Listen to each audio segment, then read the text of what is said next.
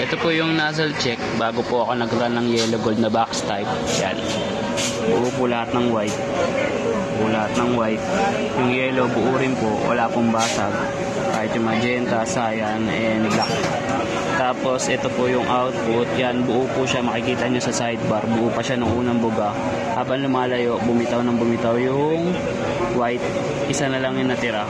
And then, ayan, nawawala na rin yung yellow. Ayan, ayan yung output niya. Tapos, ito yung yellow gold. Yan. Sa una lang po siya pumuga.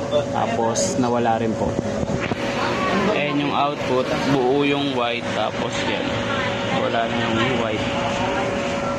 Wala siya sidebar. Pati yung yellow, nawala na rin. Tapos, after ng run, ito yung nozzle check. Nawala yung tatlong nozzle ng white at yung yellow. Tapos nag-clean ako. Ayan. Bumalik naman na yung white. Buo pa rin.